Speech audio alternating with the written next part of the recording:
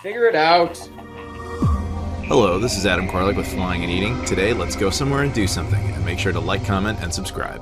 Hey everyone, it's Adam here, and welcome to my American Presidential Library series. I am currently in my hometown of Chicago, Illinois, and behind me is the future site of President Barack Obama's Presidential Library. This site, which at the time I'm recording this, is set to open sometime later next year in 2025, so obviously that could kind of change. But I thought, in anticipation of this happening, it would be fun to go to all the previously existing presidential libraries, of which there are 13. This will be the 14th.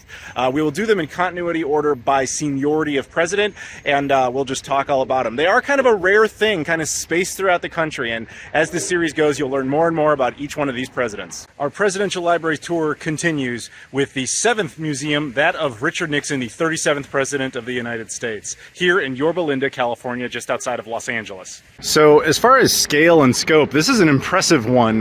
This one was completed in 1990, so that's like the entrance down there, and over here they've actually decked out a chunk of it to look like the White House. And then you move over here, they have things like Marine One, which we'll take more of a look at, and you can kind of see it there. That's Richard Nixon's childhood home, and his grave is over there.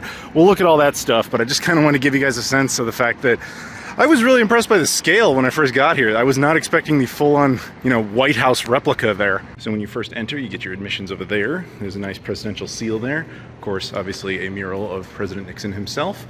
And over here they have a really cool setup of his Air Force One, which, if I remember correctly, is the same one that the Kennedy White House used. That's the one that is actually on display in Dayton, Ohio.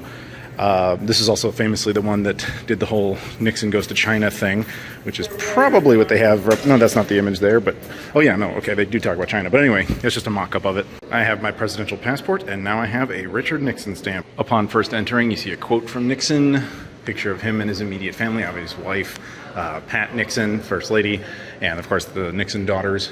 And then, of course, we have the gift shop, which is very important, but we're going to go on to the actual tour. So over there, they have a film about Nixon, and over here, you just kind of see the grounds, and you can go out into all that. You can also go into the library portion. I think, there's bits about the National Archives. I love presidential libraries because they're just fascinating. They're just like so much, obviously they're history, but they also just have so much cool stuff that you just think like whatever happened to that random item or whatever, they've got it. I think we'll head on into this section. No flash photography, which is fine. We're filming. I always ask for permission to do this, and we'll cycle back around through all that stuff, but I think it starts there. Before we enter there, I thought this was kind of interesting. So they have a replica of his house. He bought this in 1969, and it was more or less referred to as White House West. And I don't know if it still stands to this day, but a lot of dignitaries and stuff like that would live there. It was also where he spent out his post-presidency, very interestingly. That's, I'm pretty sure, an original photo there. I think before we go in there, I want to talk to you a little bit about Nixon the child, because I think that that's interesting. Basically, he came from a situation where his family was kind of competitive. He had sickly brothers, I believe some of them passed away, and his mother's affections largely went to them instead of him, so he was very, shall we say, uncoddled, and he became very paranoid a lot of the time, which would eventually kind of shape who he was. He had a lot of great political instincts, but those same political instincts would eventually fight him because he would kind of consider everybody enemies, and he would always consider himself the outsider that wasn't popular and that he wanted to be accepted, and that would eventually lead, to, well, we'll talk all about it, I'm sure. But this is just going to kind of go over, it looks like the highlights when you first enter. Cuban Missile Crisis, JFK, this is all before him, or before his presidency, more accurately. It looks like what they're trying to do here, the vibe, at least of the museum, is they're trying to set up just kind of the status of America in the 1960s. It was chaos. We had the Cuban Missile Crisis, the closest the world ever came to ending. Obviously, the JFK assassination, just all the issues with, obviously, civil rights, riots, the eventual assassination of Bobby Kennedy, the war in Vietnam. Like, the 60s was not a great time in the U.S., and Richard Nixon kind of ran in on, bringing stability and that kind of thing, and of course the violence at the Democratic National Convention in Chicago back in '68, and he comes in and he wins the 1968 election in a landslide. You can see a picture of him there with then outgoing President Lyndon Johnson, who was one of only 2 living former presidents at the time. At that point, obviously JFK had died in '63, Hoover had died in '64. Eisenhower was still alive, but he would end up dying only 2 months later in March of '69, and no doubt medically was incapable of attending attending the inauguration, which they actually have footage of here. So that's actually Nixon's inauguration speech. In a photo, again, you can see Johnson. I don't see Eisenhower, and my guess is he was just too old and frail at that point to attend. So they have a full replica of the Oval Office. Most presidential libraries do. This one's interesting because they actually allow you to sit at it, which is pretty cool. They're usually completely designed by each president. They get to make most changes. It's very rare that they make... the only things that they usually keep consistent are those two flags back there, and usually the portrait of Washington. But, and of course, just the basic shape of the room. But it leads out to the Rose Garden. It leads out to private offices. This is the door that famously has to go through a press secretary and all that to allow people in. But yeah, this is basically just how Nixon's White House looked. And I give them props because they actually let you sit there. Well, I went to so many libraries, they made me president. So it's a thing now. I got a phone. It's going to be a lot of work. I'm not ready for this job. We have personal items from Nixon there, which are pretty cool to see. Pins, glasses, a pen, etc. After you leave the Oval Office, it talks about the history of Vietnam. Now, I'm not going to go over all that was the history of Vietnam, but basically it was a political discourse between North and South over communism and not.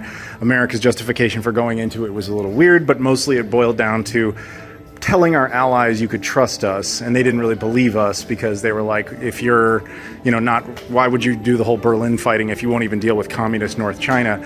So we kind of went in to help the French, and then we were kind of bogged down there when the French left, and that became the Vietnam War. Kind of started the tensions as early as Eisenhower, escalated under Kennedy, went full on under Johnson, and then of course Nixon inherited it with basically the aim of not wanting to do it anymore, but he also had to save political face, and that's where he and Henry Kissinger really came up with the whole policy of the Cambodia War. Basically start violating some of the rules, start bombing Cambodia, because then you're destroying North Vietnam strongholds or Viet Cong strongholds. You basically use aggression to force them to the negotiating table, and then the war effectively ends. He withdraws American forces, I believe, in 1972, and in the war, or 73 rather, and then with Saigon still being stable, and basically North Vietnam promising to respect the stability of South Vietnam, let it be its own thing, kind of a North and South Korea deal. However, only 2 years later, North Vietnam would reinvade South, and the South would fall, hence the fall of Saigon. There's a lot of documentation here. Apparently these are a lot of notes from people around the country basically mailing Nixon and thanking him for ending the war. You have to remember at the time the US still had a draft.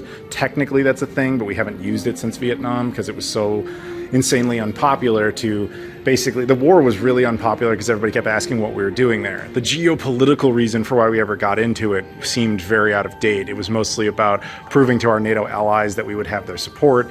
And the Americans basically believed that they could kind of silence Vietnam very, very quickly, and they really kind of underestimated their opponent and got bogged down in that situation. And honestly, you got to credit Nixon for getting us out of that and saving face. But that's the interesting thing about Richard Nixon, is that it's like he achieved the good of ending that war. But he also did really horrible things to end it, meaning the bombing of Cambodia and obviously expanding it further. Basically, he had this policy of like escalate to de-escalate. Other presidents would also use that. He greatly expanded war powers as a result of it, which is still something that sits around to this day. So here they have post-Vietnam War, Vietnam prisoner of war exchanges and policies, things that had to be figured out for the war to end. Basically turn over our people so that we can leave.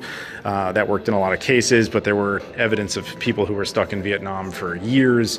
Yeah, it's just... Basically, he was just kind of dealing with a mess he had inherited from previous administrations. Although, to be fair, he was part of the Eisenhower administration as vice president, so it wasn't entirely like he had nothing to do with its origins, but he was a vice president, which is kind of an inept job anyway. This library is laid out a little oddly. It's mostly like grouping his accomplishments. It doesn't really seem to go in a timeline of events exactly, but one of the first things that did happen in his administration in 1969, of course, was the Apollo 11 landing, which is cool here. They have some leftover like food bits that were brought up there. The phone that President Nixon used to call the moon landing, which, by the way, they actually have a replica of here that you can listen to, the original audio. I don't know how much you're going to hear, but... Yeah, you get it. Congratulations. We can't wait till you have you and your wives come to the White House for dinner. and it'll be a good time. We'll have a lot of good food, and you're doing America proud there, boy. That's my Richard Nixon. Anyway, yeah, he basically invites them to the White House and everything. This is an actual original moon rock sample. This is from the Apollo 15 mission. This is not from the Apollo 11 mission, which is famously, Neil Armstrong. Well, this one small step for man, one giant leap for mankind. But yeah, he was president when the moon landing occurred. Domestic policies, they talk about changing fiscal policy. And one of the things he ended was the gold standard. Prior to Nixon's change of that, the way America worked was that every dollar bill you had, it would actually say somewhere on it that this was just a temporary piece of paper, effectively receivable for gold coin or gold tonnage, if you want. I think that was the word they used. And the idea was you could take, back in the day, the reason we even used paper money at all, by the way, was because it was just meant to represent gold, because gold was just too heavy to practically use. And everybody understood you could just be trading these paper notes because they just represent that. So we had to match paper notes to gold. And he decided to end that because he found that very limiting. So that definitely had an impact on global economics, both good and bad. It meant that money could just massively increase. Things like debt could massively increase because you're not actually measuring it to gold. But also, hypothetically, wealth could massively increase. Do not forget that economics and wealth is really just about confidence more than it is anything else. Paper notes in of themselves don't have any inherent value. Here's the famous Elvis Presley photo. Apparently what happened is that Elvis Presley just showed up to the front door of the White House, and he was like, he just wanted to go see the White House. He wanted to see Nixon, and Nixon was like, oh, wait, Elvis is here? Yeah, let him in. Let him in. I really like blue suede shoes. Those are the best kind of shoes they are. Anyway, have a good one. So here they talk about his healthcare reforms, and he was basically trying to push for, he created things like OSHA and stuff like that for safety. But basically the healthcare reforms were a big deal because he was basically, it even says it right there, the same kind of concentrated effort that split the atom and took man to the moon should be turned towards the conquering of this dreaded disease, referring to cancer, which to this day we still have no cure for, but we do have a lot more treatments than we used to. Yeah, this is an odd one. He was super into the environment, probably because he grew up here. I mean, keep in mind, where we are right now used to be like Richard Nixon's family farm, and he grew up in a very natural type of environment, and so I think he was a big proponent of it as a result. I know he created things like the EPA and Endangered Species Act. He actually was very much an environmental conservative. It's very, very interesting, and that was a big part of his domestic policy. A lot of that stuff that he created is still around to this day. This is cool. As a direct result of the Vietnam conflict, Nixon actually enacted basically the all-volunteer U.S. military, and that still stands to this day. This one is hard to ignore. Of course, it's famously the data tapes that had the audio tapes. Now, I didn't actually know this. They pointed out here. So the tape concept was actually originally created by FDR. He put them into the White House basically to replace the concept of note-taking. And it stuck around through Truman's administration, as well as Eisenhower, Kennedy, and Johnson. Basically, Nixon decided to remove all that stuff, but then when they decided to go back to the old system of note-taking, he felt that there was too much missed information. So his system actually was more robust. He put in a new one. The original one was just kind of doing highlights. His was recording everything. And it even says here he believed the tapes would remain completely secret and could maybe be used for memoirs or whatever later. But that in 1973 proved a problem because then the government became aware of their existence under Watergate. Yeah, that's the famous tape incident. And this is one of the Uher 5000 recording machines. I don't know if that's an original one or not, but either way, interesting. As with most presidential libraries, there is always a section for the First Lady. In this case, Pat Nixon stuff, some original outfits she had, portraits and things, that were important to her, original notes and, that kind of thing. I know she planned a wedding here. One of her daughters got married in the Rose Garden. There was a nerd back there. She had the nerd back there had nothing to do with Patricia Nixon. But there's photos of her and just information about her travels and stuff like that.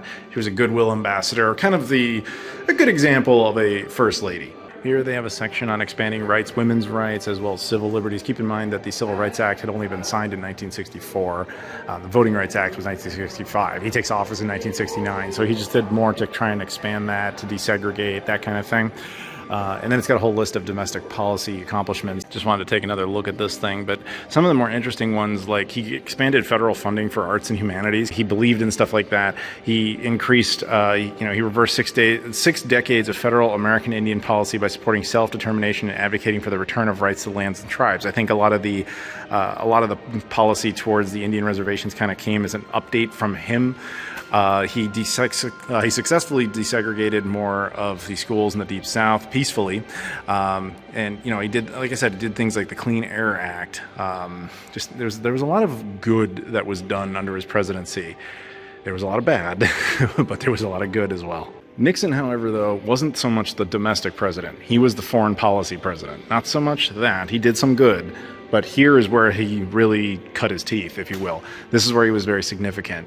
I would argue he was maybe one of the most significant geopolitical geniuses that ever held the Oval Office. So we'll talk about it. Nixon doctrine, stuff like that was very fascinating. But the first thing he wanted to do, he was very good at basically understanding what everybody wanted and basically trying to use them to achieve his ends. So if you think about the time, we tend to associate America having issues with the Soviet Union ever since the end of the Second World War. Obviously, they were the #1 rival adversary, and the policy of basically mutually assured destruction was really all that kept us from fighting. And he decided, and then at the time, of course, you have the whole Nixon goes to China thing. Now, at the time, China was a very isolationist country. It was kind of almost the way North Korea is now. Like, nobody would talk to them, nobody wanted anything to do with them. However, one country that really hated China was Vietnam. They hated them way more than they had any issues with us. And the Soviet Union and the United States, Soviet Union and China they were no longer close. They were actually very much becoming big-time enemies. So the United States, Richard Nixon's administration, specifically with him and Henry Kissinger, had this idea that we might be able to use Vietnam and our distaste of the Soviet Union to wedge ourselves into a good relationship with China. So Kissinger goes and talks to the Chinese and says, Nixon really would like to have a meeting with you. And they take that meeting. It's formally invited, and this famously is when Nixon goes to China. And through that, a temporary understanding with both sides occurs, in which it's like, look, we both hate the Soviet Union. We both don't really seem to like Vietnam all that much. Let's dance. And for a small time, the United States was allowed to build things like listening outposts in China to spy on the Soviet Union, all this other stuff. And that relationship is what would eventually lead to the rise of China as the global manufacturer in the early 90s when that started. And now we're kind of seeing the very end of that policy as China has become a much stronger country and is starting to once again detach from everybody. But that's a whole different discussion. Point is, this was a very transformative and significant event, and maybe the crown jewel of the Nixon administration. However, it is starting to bite us now, but at the time, an unbelievable thing. They have a bunch of original artifacts and things from that famous incident. One of which, of course, is about ping pong, which actually was a big deal. If you ever saw Forrest Gump, I just went over there to play ping pong. But yeah, that's part of that. So here, of course, they have a whole thing about Richard Nixon's relationship with the Soviet Union, specifically the policy of détente. Now, this is an interesting one. Prior to the Nixon administration, we basically just, post-World War II, just kind of lived with the idea of mutually assured destruction, MAD, which is a perfect acronym. The idea that the only reason we weren't at war with each other is because we knew we'd both lose. That was it. That was the only thing really stopping us. That came to a head in 1962 in the Cuban Missile Crisis. So Nixon sought to de-escalate this kind of tension because he saw it as very unsustainable, and he wanted to improve relations with the Soviet Union, just kind of create an idea like, look, we both inhabit the planet, as Kennedy once famously said, we both breathe the same air, let's make this work. So he goes ahead with Brezhnev there, and they sign a bunch of policies basically just saying, look, we don't have to like each other, but let's not destroy the planet over this. And that was a huge accomplishment.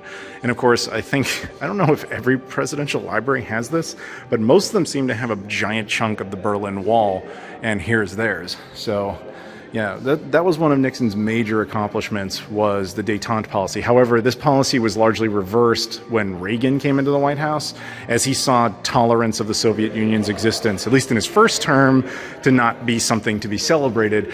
His second term, though, he saw it as something to understand and de-escalate, and yeah, but that was Reagan.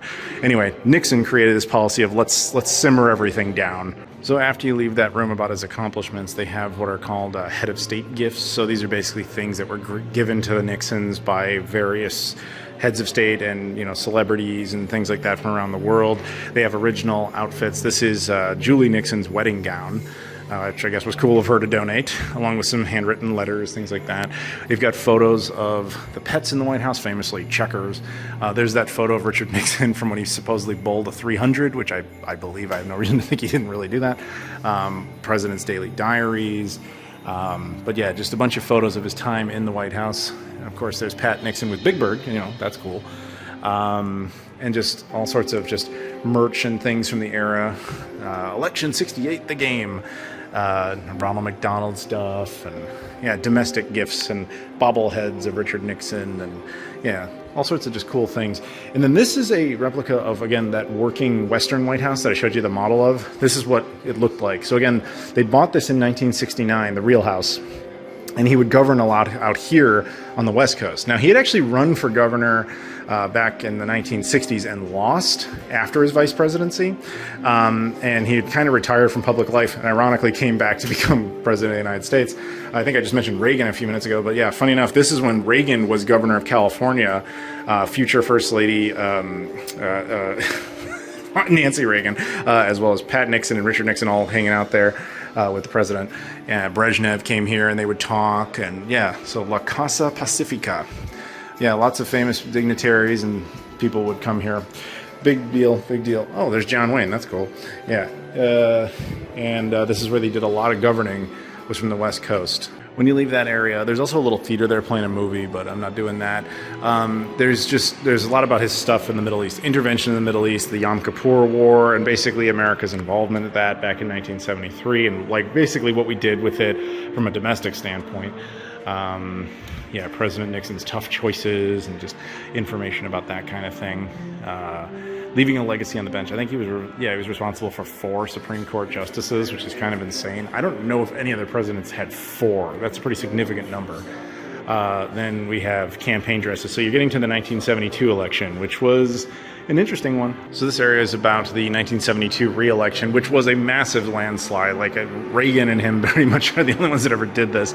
He wins 49 out of 50 states, only loses Massachusetts, and he loses Washington, D.C. D.C., interestingly, has never, not once in its entire voting history, ever voted for a Republican. I think it's the only district in all of the U.S. Well, okay, if you include, when I say district, I'm including all 50 states and D.C. The 5 territories, alas, do not get to vote in the presidential election.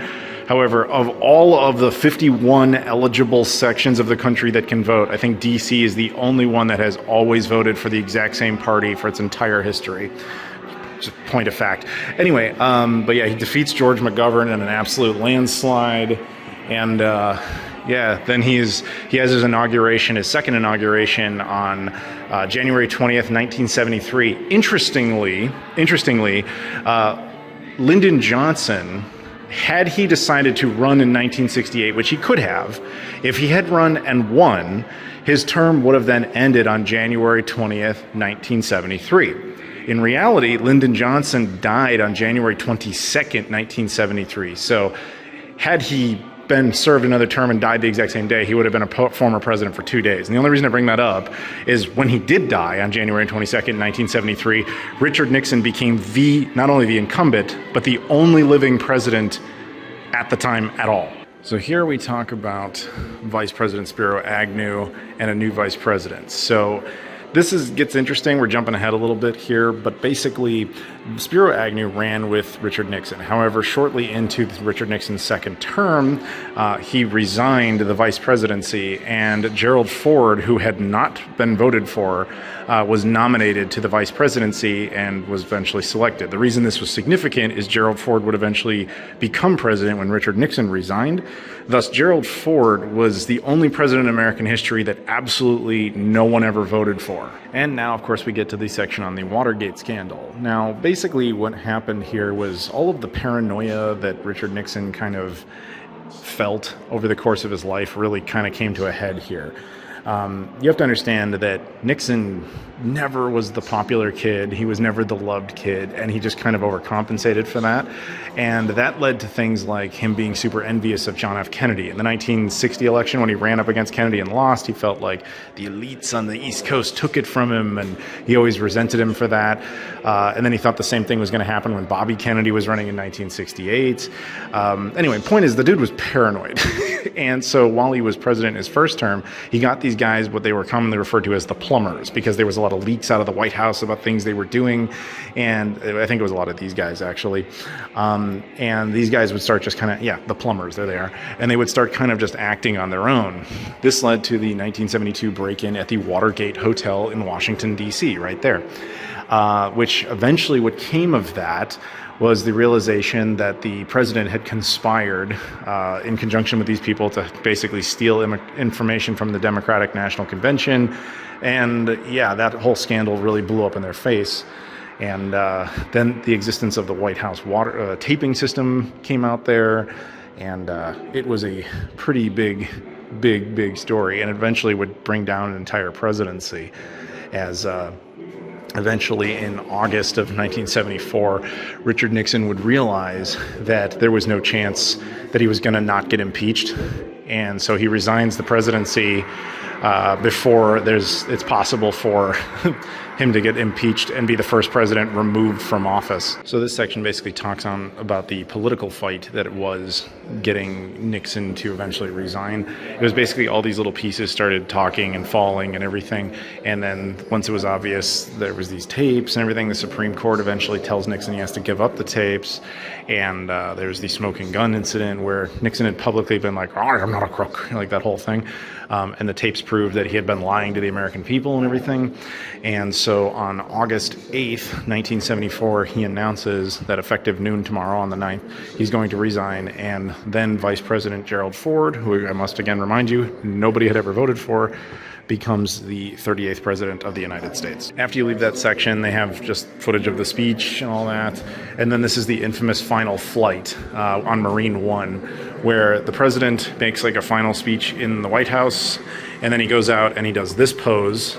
This Marine One, by the way, is actually here at the Nixon Library. We'll take a look at it later. But yeah, that's it flying away. And this was the final moments of his presidency. And then as soon as he's out of view, Gerald Ford walks back into the White House and takes the oath of office to become, again, the 38th president of the United States. Early life years? I don't understand. They have it laid out oddly. Most of the libraries tell the story in, like, linear order. They're telling it in kind of a strange order. But there's a replica of his house, which, again, is actually right over there. We'll go take a look at it. But, yeah, the Nixons owned a store they sold stuff out of. There's a bunch of photos of him as a child. It looks like some original items, his degrees and accomplishments and things like that. I guess that's him on a sporting team of some sort. I'm assuming football, I don't know. But yeah, a lot about his wife and their time together. When Nixon became an attorney, he was actually an attorney for a while, and maybe this is his original desk. That's a possibility. That's him as a young man. He eventually, from my recollection, I know he served briefly in the war. I'm not entirely certain what he did. Oh, he's in the Navy. Okay, that makes sense. And he does that. That's probably an original outfit, I would assume. It says, from June 1942. So yeah, that was his. And that's cool. Then moves on. I know he eventually becomes a congressman for California, which I'm assuming that's what this is. So in 1946, he starts running for various offices.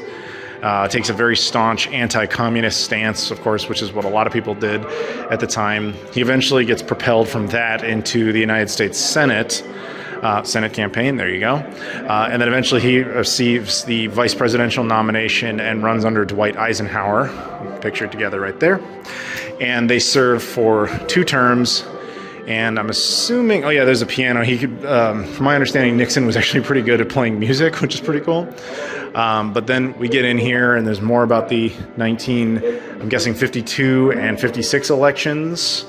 Bits about California, that's him. Oh yeah, this weird speech. This one's kind of a weird speech that he made. I kind of remember this. I don't know all the details, but I remember that.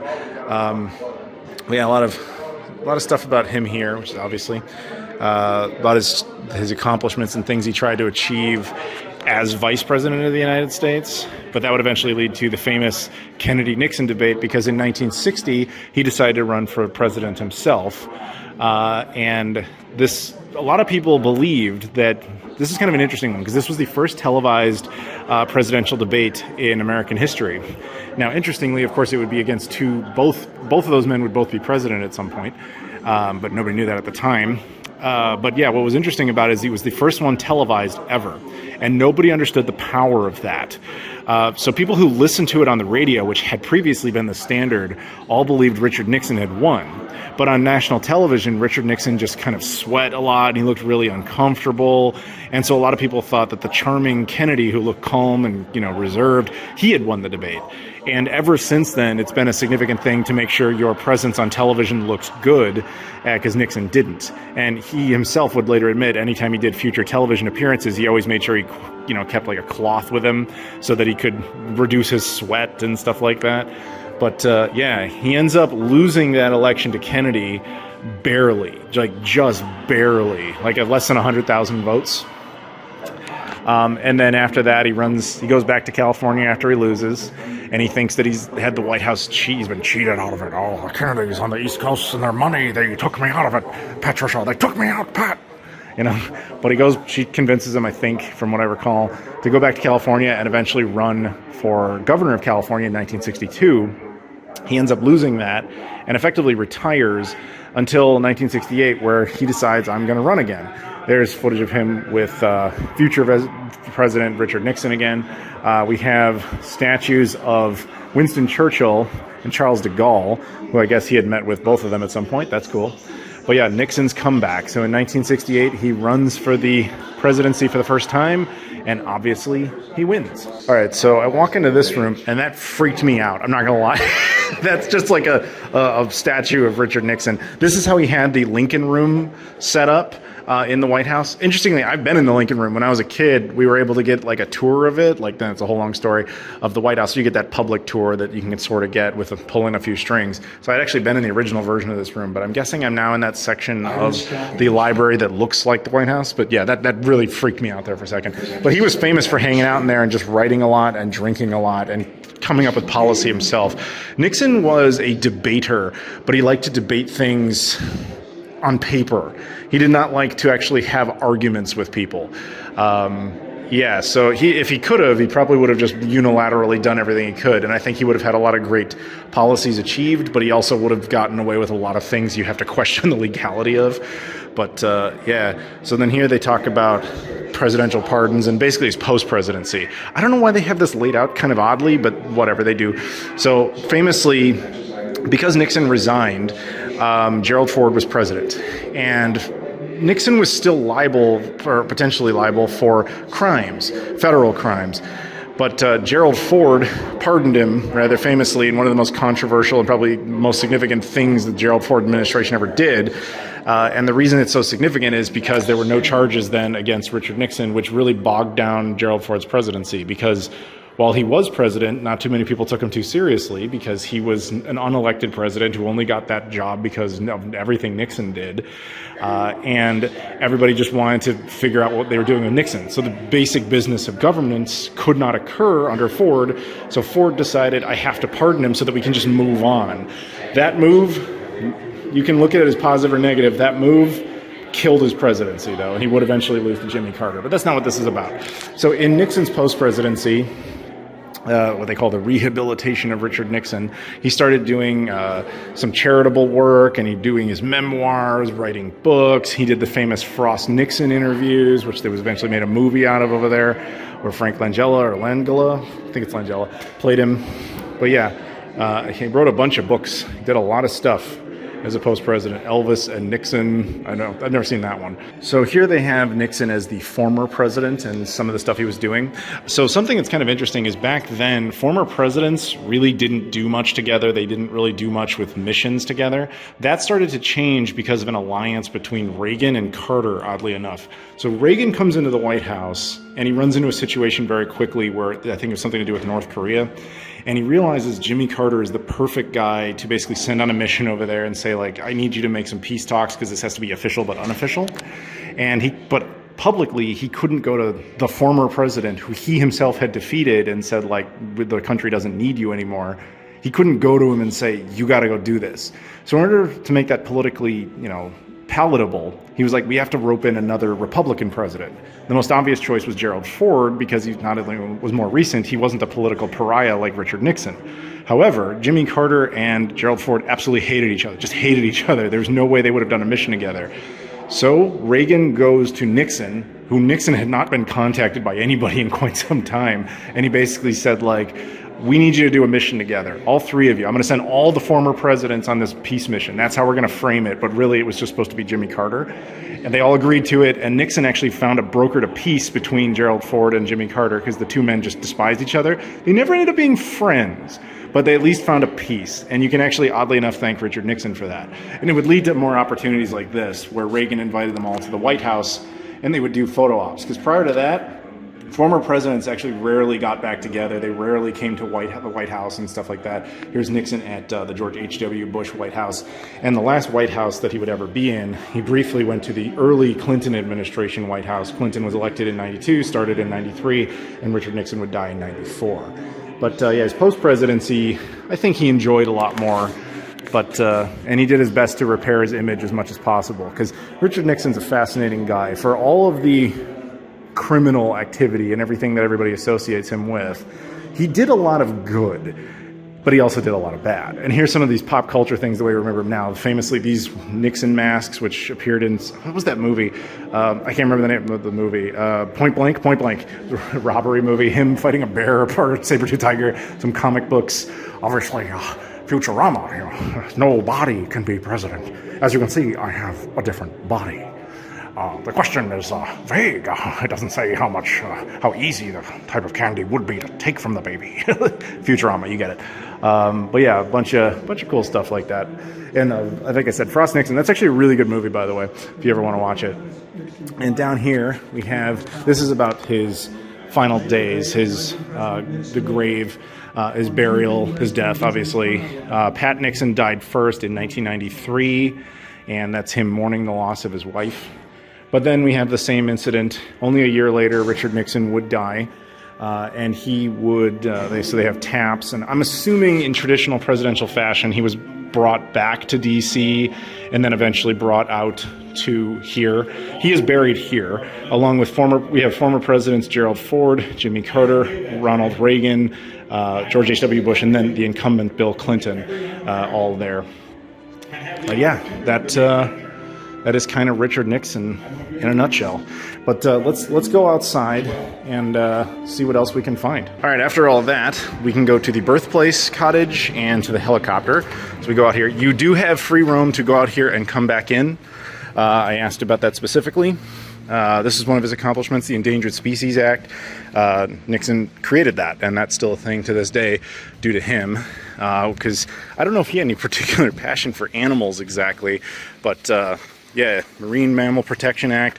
A lot of these species got protections because of Richard Nixon. Richard Nixon was a very fascinating president, as I mentioned before, because he was just like, half of him was amazing and half of him was weird. And of course, I believe we talked about this before, but yeah, this is about the moon landing. He was president at the time that the moon landing occurred, and he famously called the astronauts from the White House up into space, which was impressive. But yeah, these are the gardens. Very nice design. I'm assuming he had a hand in all this. He was alive while this place was under construction. It was completed only 4 years before he passed away. This is a replica of Pat Nixon's Rose Garden at the White House. Hence, they kind of have this layout of it looking like the White House.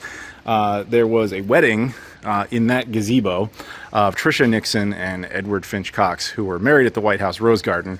That's pretty cool. They brought that in. So one of the former first children, if you will, was married there.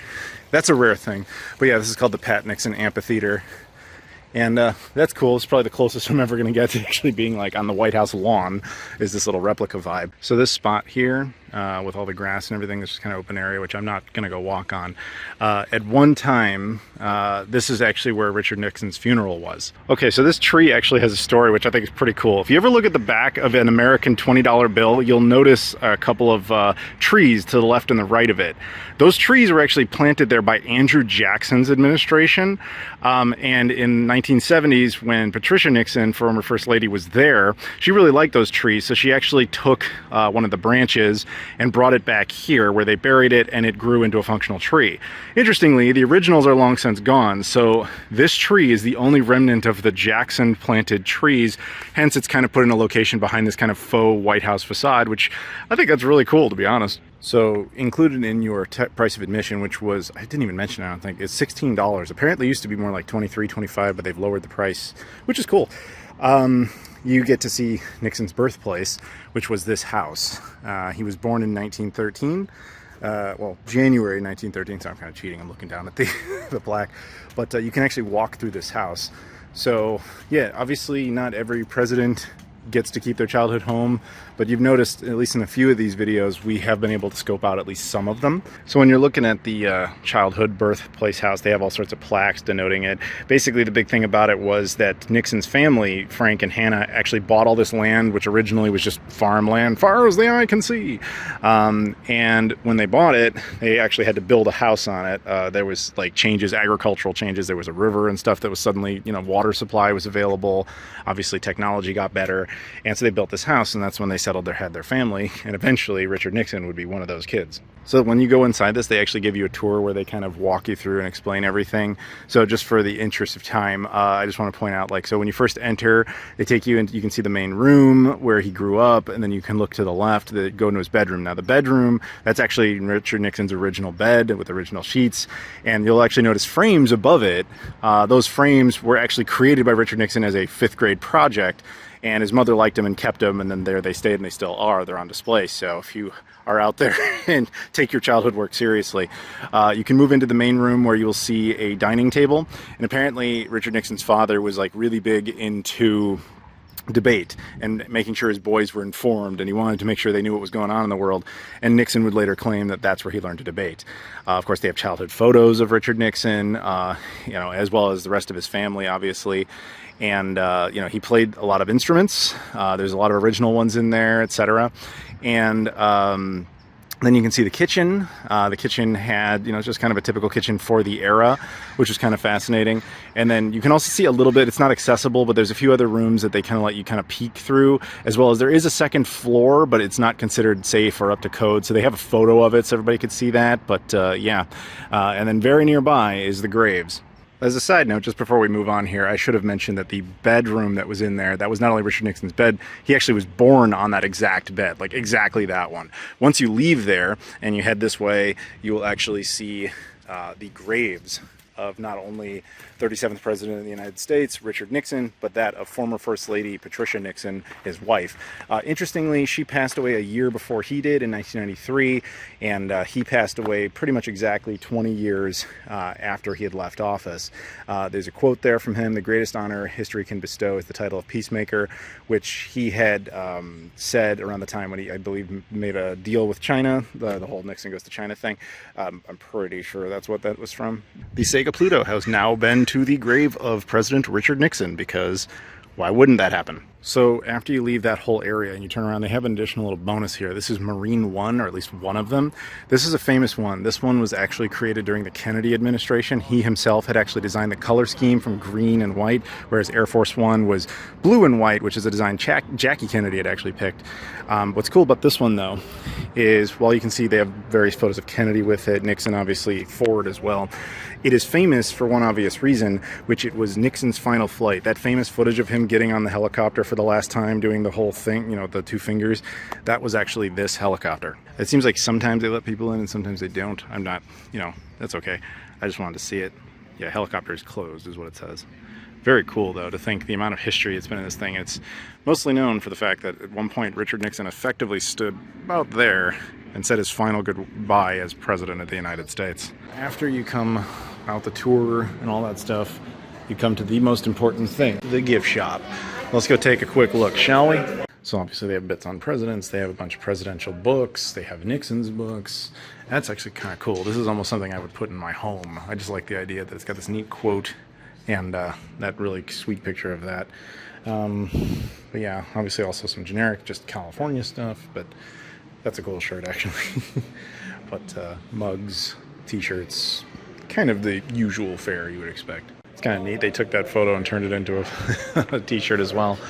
But yeah, a lot of just assorted, not only generic presidential merch, but obviously most of it themed towards Nixon, which makes perfect sense.